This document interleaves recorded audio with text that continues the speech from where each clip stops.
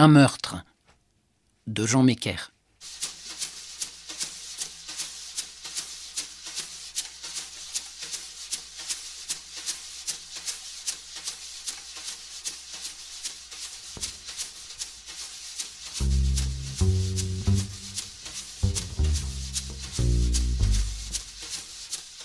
Dix jours que je n'avais rien vendu. Et avant ces 10 jours, 16 jours s'étaient passés depuis mon avant-dernier client. Ça me faisait 2 machines par mois, du 600 francs, moins les frais. Une misère. Des machines à écrire que je représentais. J'en trimballais une à bout de bras dans la banlieue nord-est, à pied naturellement parce que je n'avais vraiment pas les moyens de me payer une voiture. Pantin, le Pré-Saint-Gervais, les Lilas, Romainville, Noisy-le-Sec, tout ça, je l'ai fait, méthodiquement. Atelier après atelier, boutique après boutique. C'est tout juste si je ne montais pas les étages pour aller taper les particuliers, comme mes collègues du porte-à-porte avec leurs brosses ou leurs produits d'entretien. À bout de force que j'étais. Plus rien dans le ventre. Incapable de tenir le crachoir plus d'une demi-heure. Le moral à hauteur de mes semelles qui pompaient la flotte. Des envies de beefsteak saignant à chaque restaurant.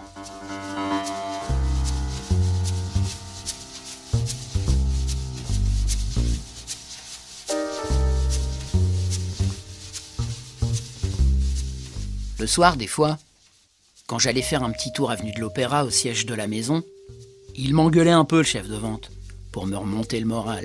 « Tu sais pas t'y prendre », qu'il me disait. « Regarde tes copains, ils se font leurs 20 machines par mois, sans douleur. Il faut du cran, il faut les bouffer, les clients, les mettre sur les épaules, les emmerder jusqu'à la gauche. S'ils te foutent à la porte, tu reviens par la fenêtre. Tu leur promets tout pour rien. Le principal, c'est de leur faire signer le bon de commande. Allez, demain tu nous fais 3 machines, hein. » Je ne demandais qu'à le croire, moi. Je me disais toujours que ce serait pour le lendemain. Malheureusement, c'était toujours la même chose.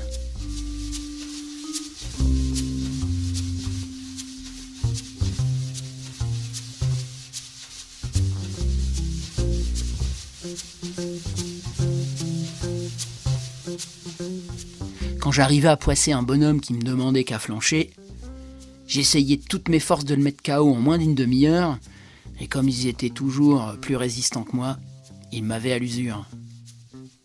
Je devenais baveux et filandreux, suant et radotant, si bien qu'ils me foutaient à la porte et qu'il fallait que j'aille 1 heure sur un banc pour récupérer un peu. Je travaillais à Pantin ce jour-là, près du canal, près de la grande minoterie qu'on aperçoit depuis Belleville. Il y avait un tas de grandes usines desquelles je me faisais régulièrement sortir par un sous-portier, une sous-dactylo ou un sous-comptable. Belle journée, on était en hiver. Le soir avait fait allumer les perspectives de becs de gaz dans des avenues désertes.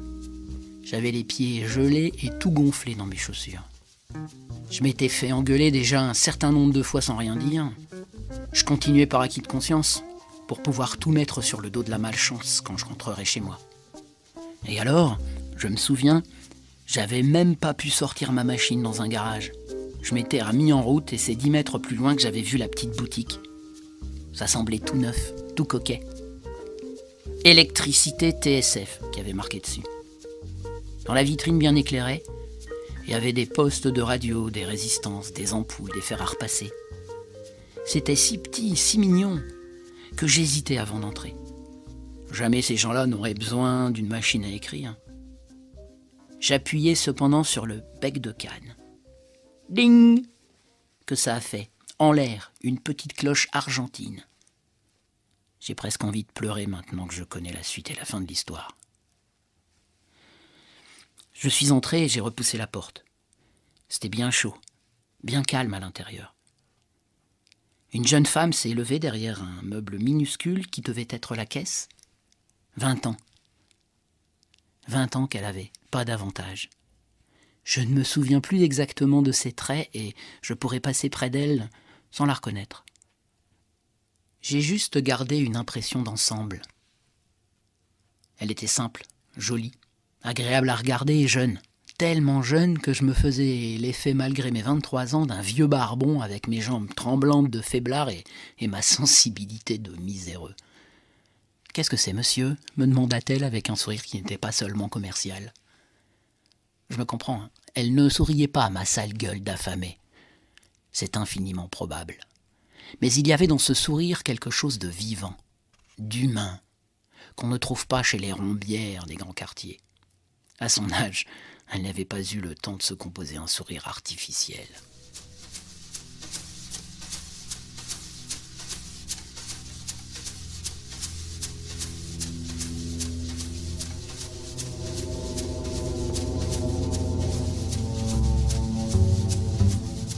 Est-ce que je peux voir le patron ?» que je lui ai demandé, moi, avec un faux air à la bonne franquette. Curieuse, elle a d'abord voulu voir ce que j'avais dans ma boîte. C'est tout ce que je demandais, moi. J'ai installé la machine sur le comptoir en un clin d'œil et je lui ai commencé mon boniment. Tout en postillonnant, je regardais autour de moi. La boutique était triangulaire, enfin même pas triangulaire. Elle avait l'air d'être coincée de tous les côtés. Elle donnait l'impression d'avoir eu un mal inouï à sortir du cerveau de l'architecte. Toute petite, toute biscornue, comme un couloir ou un cabinet de débarras. La jeune femme avait l'air intéressée par ma machine. Elle allongeait timidement la main, comme pour frapper sur une touche, et la retirait aussitôt, ne voulant pas se compromettre. Allons, que je lui disais, ça ne mord pas. Et pour l'épater, j'écrivais à la vitesse d'une mitrailleuse des phrases apprises par cœur et répétées déjà pas mal de fois. Nous sommes en possession de votre lettre, nous avons l'honneur de vous informer. Enfin, elle s'est décidée. Furtivement, du bout du doigt, elle a tapé BWXCXXZ. Et puis, en cherchant bien, elle a écrit son nom. Lucienne Leray. Elle était enchantée. « Oh, faut que j'appelle mon mari », qu'elle m'a dit. Elle est sortie, puis elle est revenue avec lui. Un bon petit gars sympathique. Mon âge qu'il avait, pas plus. Il avait une blouse kaki, le type du petit ouvrier consciencieux qui se met à son compte avec l'appui de son oncle et de son parrain. Alors il a fait son petit important d'abord. « Oh non, il m'a dit, pas de machine, je viens de m'installer, j'ai plus d'argent. » J'en avais vu d'autres. L'affaire commençait trop bien, il ne fallait pas laisser échapper ça comme ça. J'ai commencé à lui parler en copain. « Vous venez de vous installer, c'est très bien arrangé, c'est gentil comme tout. Et les affaires, ça marche ? Ah, tout doux. Ouais, comme partout, quoi. Bah ainsi, moi, j'ai le beau-frère de ma concierge qui... Enfin, tous les trucs habituels, quoi. Au bout de 5 minutes, il avait accepté une cigarette. Et il se penchait sur la machine. Je tenais le bon bout. J'accélérais. Je m'étonnais moi-même un véritable feu d'artifice que je sortais. J'étais en pleine forme. Au bout de 20 minutes, il se grattait l'occiput. Oui, d'un air perplexe. Il fallait le forcer comme un gibier. À plusieurs reprises, je lui passais un crayon en main pour qu'il signe le bon de commande. Mais il regimbait encore. Pourtant, je les sentais à portée de la main, mes 300 balles de commission. Je les voulais absolument et je me foutais du reste. Ça me plairait qu'il me disait, mais je ne peux pas. J'ai pas un rond devant moi. Je lui faisais des conditions superbes. 12 mois de crédit, des petites traites de rien du tout. J'en ai déjà par-dessus la tête des traites. Je peux pas. Il s'en fallait d'un poil. Il se reprenait à l'ultime moment, juste à la signature. « Allons, il faut que je sois sérieux », qu'il disait. « Est-ce qu'il m'aura à l'usure, lui aussi ?» me demandai-je. La jeune femme faisait des merveilles sur la machine. En moins de 5 minutes, elle avait marqué sur un papier tout en majuscules « Paul » et Lucienne, avec seulement 3 fautes de frappe. Sur le comptoir, il y avait un poste radio tout neuf avec des étiquettes. En dépôt, qui m'expliquait Paul, c'est pas à moi, ni ceux qui sont dans la vitrine, moi je cherche plutôt les installations ou le dépannage, ouais, c'est mon métier. Justement, répliquai-je, il faut chercher le client, il faut taper des circulaires, il faut faire des devis propres et qui en impose, et puis des factures soignées et tout. Regardez ce que vous pouvez faire. En sortant les différents carbones, j'écrivis son nom. Paul Leray, électricien, en 3 couleurs différentes. Ah, évidemment. Ouais, évidemment, répétait Paul, en essayant lui aussi de me taper son nom, puis se tournant vers sa femme. Qu'est-ce que t'en penses ? Oh, on devrait essayer. Mais si on peut pas payer, Allez, allez, que j'intervenais, mais ils sont arrangeants dans ma boîte, vous savez, faut pas vous en faire pour ça. Il se grattait toujours la tête. Moi, j'arrêtais pas de parler, mais je commençais déjà à me répéter un peu. Lui, il pensait sans doute à des circulaires fameuses qu'il pourrait envoyer. Elle devait plutôt songer à toutes les combinaisons possibles pour écrire en rouge ou en vert Paul et Lucienne. Lucienne et Paul. Lucienne aime Paul, Paul aime Lucienne, dans des petits cœurs dessinés avec des signes plus. Alors que j'interrogeais Paul. Je peux pas, me répétait-il. Ça pouvait durer longtemps. Allons, que je me disais, il faut en finir. Je commence à bafouiller. Je n'étais pas assez costaud pour atteindre le second souffle, le second wind, comme disent les Américains. J'arrivais au bout de mon rouleau, au bout de mes forces, et je le sentais très bien. Si vraiment ils peuvent pas payer, que je commençais à me dire, ils sont si gentils. Et je me mettais à leur place. J'étais prêt à faire du sentiment. Il ne fallait pas de ça, pas de sentiment, mais 300 balles de commission, moi. Je voulais bouffer, moi. J'en avais marre à la fin. Alors ça s'est passé en 3 minutes. Faut pas avoir peur de les arnaquer, les clients. Il y a 2 avocats dans la maison, que m'avait dit le chef de vente. Je changeais de tactique. Allons, n'en parlons plus, fis-je, avec le meilleur sourire que je pus tirer de ma fatigue. Je repasserai à la fin du mois, vous aurez réfléchi. Et je notais, fin du mois, pour la livraison sur un bon de commande ferme. Et puis le reste, c'est du théâtre, ça se joue, ça ne s'écrit pas. Une petite griffe pour marquer mon passage, ai-je demandé avec un sourire de séraphin.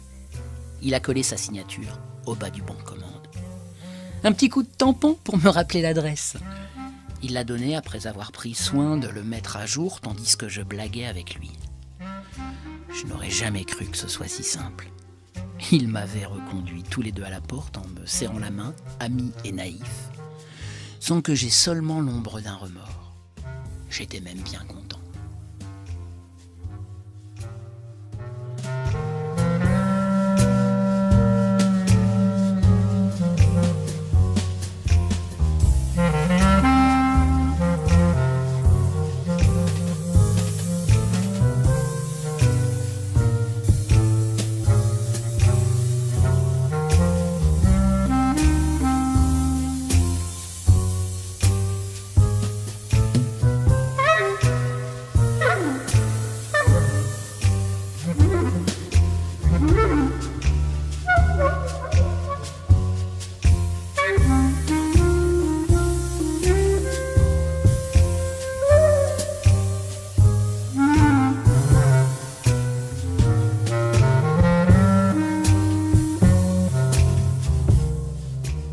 J'ai raconté l'histoire aux autres représentants.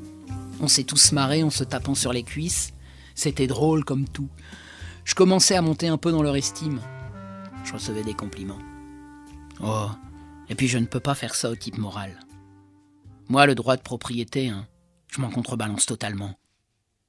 Seulement, là voilà tout de même la fin de mon histoire.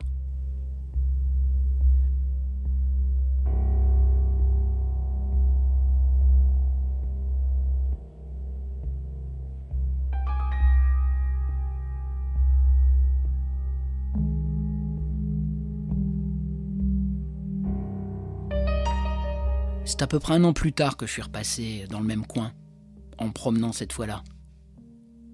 J'avais laissé tomber les machines à écrire depuis pas mal de temps et je traînais mon oisiveté forcée à travers la banlieue, histoire de vivre tout de même. J'ai bien reconnu la rue, tout de suite. J'en avais pas placé d'état des machines. Il y avait toujours le garage et 10 mètres plus loin la petite boutique.